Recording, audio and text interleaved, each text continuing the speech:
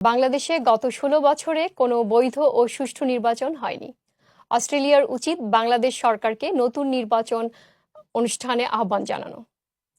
সম্প্রতি অস্ট্রেলিয়ার new south Wales পার্লামেন্টে উত্থাপিত নোটিস অফ মোশনে দেশটির গ্রিনস পার্টির এমপি অ্যাবিগেল সেলিনা ব্রায়েড এর এমন মন্তব্য করেছেন। অ্যাবিগেল ব্রায়েডকে বলতে শোনা যায়, বাংলাদেশে গত ১৬ বছরে কোনো বৈধ ও সুষ্ঠু নির্বাচন হয়নি, যার মধ্যে রয়েছে গত ৭ই জানুয়ারি অনুষ্ঠিত সবচেয়ে সাম্প্রতিক নির্বাচন, যার মধ্য দিয়ে শেখ হাসিনা টানা চতুর্থবার এবং সব মিলিয়ে পঞ্চমবারের মতো ক্ষমতায় রয়েছেন।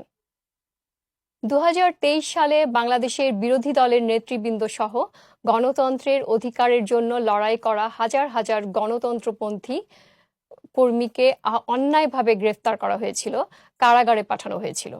৭ জানুয়ারি নির্বাচনটি বাংলাদেশের ১২তম সাধারণ নির্বাচন। এতে উল্লেখযোগ্যভাবে ভোটার উপস্থিতি কম ছিল।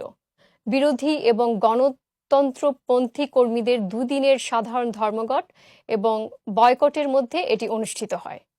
অনেকের যুক্তিতে নির্বাচনটি ছিল সম্পূর্ণ একতরফা। এটা সত্যিকারের নির্বাচন নয়। বাংলাদেশে এবং সারা বিশ্বে গণতন্ত্রের জন্য আমাদের লড়াই চালিয়ে যেতে হবে। এই পৃথিবীতে গণতন্ত্রের জন্য এটি বিশাল এক বছর। লাইনে অনেক কিছু আছে।